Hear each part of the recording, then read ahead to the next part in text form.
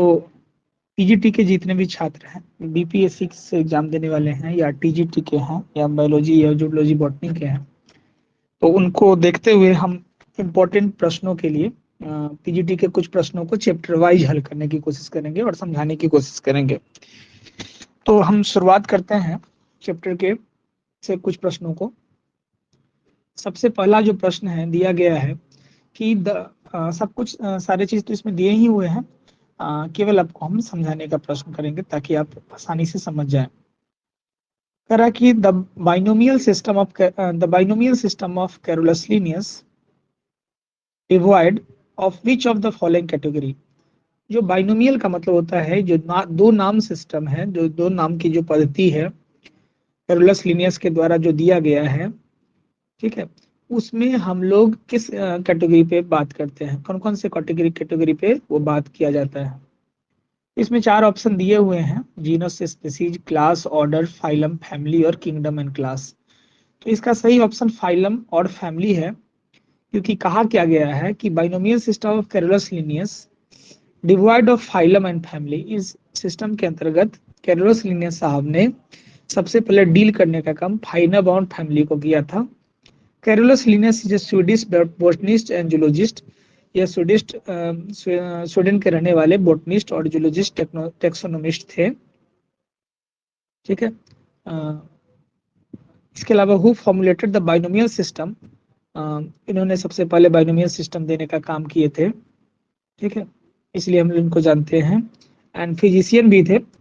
इसके अलावा मॉडर्न इसके अलावा इन्होंने क्या क्या बोला, इस पे बात करेंगे। कह रहा कि modern system of naming organism, the name is composed of 2 term. उन्होंने बताया कि जो नाम देने की प्रक्रिया है वो 2 शब्दों से मिलकर बना हुआ होता है। फर्स्ट टर्म को हम लोग जीनस के नाम से जानते हैं और सेकेंड जो टर्म होता है उसको स्पीसीज के नाम से जानते हैं। The current taxonomic system now has 8 level of F J. जो करंट वर्तमान में जो टैक्सोनोमिकल लेवल है वो 8 में बांटा गया है, जिसमें पहला स्पीसीज आता है, स्पीसीज से बड़ा जीनस, जीनस से बड़ा फैमिली, फैमिली से बड़ा ऑर्डर, ऑर्डर से बड़ा क्लास, क्लास से बड़ा फाइलम, फाइलम से बड़ा किंगडम और किंगडम से भी बड़ा डोमेन होता है। ऐसे नॉर्मली स्पीसीज सबसे छोटा और किंगडम सबसे बड़ा होता है। तो ये पहला प्रश्न था। तो क्वेश्चन में फाइलम और फैमिली को बताने का काम कैरोलस लीनियस ने किया था। कुल मिला के इसमें क्या क्या देखे तो 8 लेवल में बटा हुआ रहते हैं। हर चीज को हम लोग कितने भागों में बांटते हैं, 8 लेवल में क्लासिफाई करने का काम करते हैं। और सबसे छोटा स्पीसीज होता है, सबसे बड़ा ये होता है। जो कैरोलस लीनियस थे वो कई चीज के जानकार थे, स्वीडन के रहने वाले थे, बॉटनिस्ट भी थे, जूलॉजिस्ट भी थे, टैक्सोनोमिस्ट भी थे और फिजिशियन भी थे। तो इस बात तो उसमें हम लोग कई प्रश्नों को एक साथ हल कर लिए और ये पूछा गया भी प्रश्न है पीजीटी में 17/8/2021 में जो एग्जाम हुआ था उसमें ये पूछा गया प्रश्न है।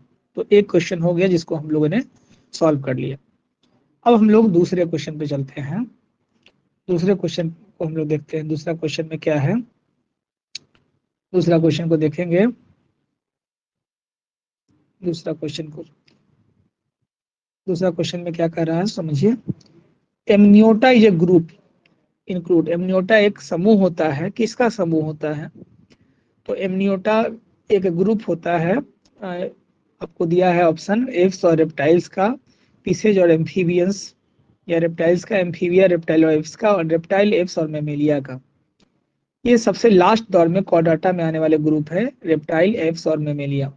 करा कि Amniota is a group including reptiles, apps और मेमेलिया। इस ग्रुप में ये तीनों आते हैं। Any group of vertebrate that undergo embryonic और फेटल डेवलपमेंट। ऐसे ग्रुप वर्टिब्रेट के जिसमें एम्ब्रायो और फेटल डेवलपमेंट होता है, बच्चों का डेवलपमेंट होता है विद इन एमनियन। एमनियन एक लेयर होता है जिसमें बच्चे का निर्माण होता है, उस लेयर के अंदर बच्चा पलता है। तो एमनियन आर इंक्लूडेड एमनियोटा, जिसमें जिसमें भी एमनियन पाया जाएगा वो एमनियोटा में आ जाएगा। Member of Amniota are characterised by the having the series of specialised protective extra embryonic membrane. इसमें क्या होता है कि एक सीरीज के रूप में स्पेशलाइज्ड प्रोटेक्टिव एम्ब्रायोनिक मेम्ब्रेन होते हैं। ड्यूरिंग डेवलपमेंट, जब बच्चा विकास करता है तब तक ये लेयर पाए जाते हैं। The presence of these membrane make it possible, इस मेम्ब्रेन की वजह से ये पॉसिबिलिटी होता है कि एम्ब्रायो का प्रॉपर डेवलपमेंट हो सके। Amnions to take place out of water, उस एमनियन के बीच अंदर में जो होता है वाटर मौजूद होते हैं। There are two main divisions of amniotes. Amniotes को दो भागों में हम लोग बांट के पढ़ते हैं। एक हो गया सिरोप्सिड, जिसमें रेप्टाइल्स और एप्स आते हैं, और दूसरा होता है साइनेप्सिड, जिसमें मैमल्स आते हैं। तो ये सिरोप्सिड और साइनेप्सिड दोनों अलग अलग है, मतलब एमनियोट्स को हम लोग दो भागों में कैटेगराइज कर दिए, सिरोप्सिड और साइनेप्सिड। सिरोपेसिड में रेप्टाइल्स आते हैं और साइनेपेसिड में मैमल्स आते हैं। दोनों को जिस कैटेगरी में रखते हैं वो एमनियोटा होता है। और एमनियोन में कौन आता है? तो जिसमें एमनियोटिक लेयर पाया जाता है, जिसके अंदर बच्चा का डेवलपमेंट होता है। ठीक है, तो एमनियोटा ग्रुप किसको कहते हैं? इस दो बातों पे हम लोगों ने डिस्कशन करके बातों को समझ लिया है। अब हम लोग तीसरा क्वेश्चन देखेंगे। तीसरा क्वेश्चन में हम लोग शुरू करते हैं। तीसरा, विच इज ट्रू। ठीक है, इसमें से कौन जो होता है वो ट्रू है, कौन सत्य है, इस बात पे हम लोग को चर्चा करना है कि ट्रू कौन है, सही कौन है। तो कह रहा है सही के कौन है, इस बात पे हम लोग को चर्चा करना है कि सही किसको मानते हैं। आप इस पूरे में से सही किसको मानते हैं, किस आधार पे सही मानते हैं। तो शुरू हम लोग करते हैं।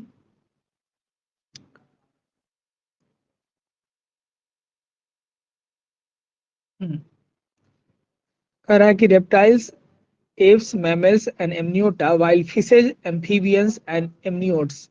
रेप्टाइल्स में रेंगने वाले जीव आते हैं, एप्स में चिड़िया आ जाता है, मैमल्स में स्तनधारी आते हैं, आर एमनियोटा, ये एमनियोटा होते हैं। While fishes and amphibians are amniotes, जबकि मछली और एम्फीबियन जो होते हैं एमनियोट्स होते हैं।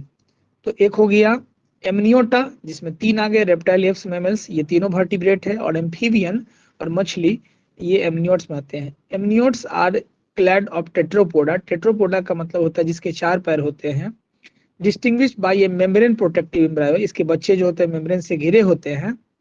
And lack in larval stage, में लार्वा नहीं पाया था, एक के बाद जिसमें पूंछ जैसे मूवमेंट होते हैं उसको लार्वल स्टेज कहते हैं। While amniote have egg, lay egg in water. Amniote जो होते हैं वह पानी में अंडा देने का काम करते हैं, या अंडा देने का काम करते हैं। तो दो हो गया, एक हो गया एमनियोटा और दूसरा हो गया एमनियोटी। तो एमनियोटी में कौन कौन आ गया? मछली और एम्फीबिया जो अंडा देने का काम करेंगे पानी में। और एमनियोटा में कौन हो गया? रेप्टाइल्स, एप्स और मैमल्स हो गए जो अंडा पानी में नहीं देंगे बल्कि बाहर देने का काम करेंगे। तो इस हिसाब से कहा गया इसमें से कौन सही है। तो रेप्टाइल, एप्स और मैमल्स आर एमनियोटा में आते हैं। रेप्टाइल्स जो होंगे सो, एप्स जो होंगे सो, और मैमल्स जो होते हैं एमनियोटा में आते हैं, क्योंकि अपने अंडा जो होता है वो पानी में नहीं देते हैं। तो तीन प्रश्नों को हम लोगों ने देखा है। अब हम लोग इससे आगे बढ़ते हैं अगला क्वेश्चन की तरफ। क्वेश्चन नंबर 4, 5 क्वेश्चन को देखेंगे, और आपको अगर इस तरह के वीडियो पसंद होंगे तो आगे हम क्लास को कंटिन्यू भी कर सकते हैं। ठीक है, तो आप हमसे जुड़ सकते हैं और बीपीएससी का तैयारी जो है मेरे माध्यम से कर सकते हैं। ठीक है, तो हम शुरुआत करते हैं। अगला है amniotes do not include. Amniotes में क्या शामिल नहीं किए गए हैं।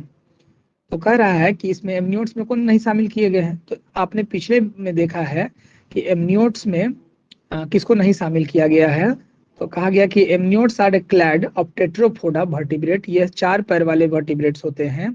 Comprise the reptiles, birds and mammals, इसके अंतर्गत रेप्टाइल और बर्ड और मैमल आते हैं जो अंडा पानी के बाहर देते हैं। ठीक है, amniotes are characterised having by lay egg equipped with an amnion is amnion and adaptations lay egg in the land, ये धरती पर अंडा देते हैं। Retain the fertilised egg within the mother. ठीक है, ये एग अंडे से पहले से फर्टिलाइज होते हैं। तो कह रहा है कि एमनियोट्स नॉट इंक्लूड, एमनियोट्स में कौन नहीं आएंगे। तो एम्फीबिया चूंकि पानी में रहते हैं तो ये नहीं आएंगे। बाकी बाकी तीन कौन कौन आएंगे? रेप्टाइल्स, मेमेलिया और बर्ड्स, जो कि अंडा अपना बाहर देने का काम करते हैं। तो ये चार प्रश्नों को हम लोगों ने देख लिया है। अगला पांचवा क्वेश्चन को देखेंगे। The group of Amniota include, Amniota के अंतर्गत कौन आते हैं। तो कह रहा है कि रेप्टाइल या बर्ड आते हैं, रेप्टाइल या बर्ड आते हैं, या क्यों कौन आते हैं। तो इसमें अगर रेप्टाइल्स, बर्ड्स और मैमल्स, रेप्टाइल्स रेंगने वाले को कहते हैं, बर्ड चिड़िया हो गई, और मैमल्स स्तनधारी हो गए, ये अंडा देते हैं। ठीक है, और एमनियोटा कहा गया कि Amniota are a group of limb vertebrate, पैर वाले वर्टिब्रेट जीव होते हैं। और इसमें रेप्टाइल्स, बर्ड्स और मैमल्स आते हैं। Are the extension activity ancestor, इसके पूर्वज हम लोग मतलब इससे रिलेटेड है, जुड़ा हुआ है। The vertebrate which processes amnion during embryonic development, इसमें एमनियन पाया जाता है जब बच्चा डेवलप करता है, तो बच्चा जिस लेयर के अंदर पाया जाता है उसको एमनियन कहते हैं। तो एमनियन पाया जाता है बच्चा के डेवलपमेंट के दौरान, इसलिए यह एमनियोटा से बिलोंग करता है। द एक्स्ट्रा एम्ब्रियोनिक मेम्ब्रेन, इसके जो लेयर होते हैं, जिस लेयर के चारों तरफ बच्चा पलता है, जिसमें एमनियन है, कोरियन है और एलैंटोइस है, ये तीनों लेयर पाए जाते हैं। हम इस बात को डायग्राम के थ्रू समझने की कोशिश करते हैं।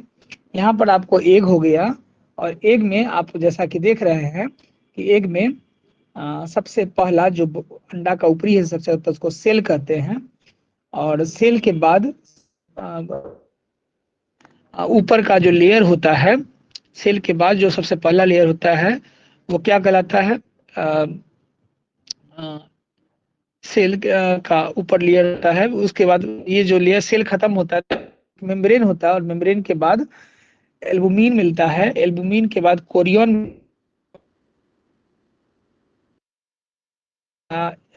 एल्बुमिन का एल्बुमिन के बाद एमनियोटिक फ्लूइड होते के चारों तरफ पाया जाता है, और इसी के थ्रू जो होता है ये जांच किया जाता है,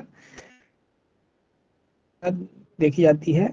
ये एलॉन्टोइस हो गया, बीच में यॉल्क हो गया, अंदर यॉल्क सेक हो गया, ठीक है, और ये एमनियन हो गया। तो ये सारे पार्ट्स इसमें एक के में देखने को मिलता है। इसे अंडा का 3 पार्ट होता है, एल्बुमिन, यॉल्क, ठीक है, और ऊपर एरिया जो होता है वो सेल हो गया, कवर हो गया, और बीच में यहाँ पर इम्ब्रायो बन रहा है। तो इम्ब्रायो के अलावा जो चीजें देखने को मिलती है वो सारी ये बात है। तो इस तरह से हम लोगों ने 5 प्रश्नों को डील किया है। अब आगे के क्वेश्चन को देखते हैं। एक और क्वेश्चन है, लेकिन इस क्वेश्चन को हम लोग अगले क्लास में देखेंगे। मैंने आपको 5 प्रश्न पढ़ाए हैं, और इस 5 प्रश्न में जो भी आपको अच्छा लगे या बेहतर लगे तो आप हमसे जुड़ सकते हैं, और हम आपको इम्पोर्टेंट इस तरह के प्रश्न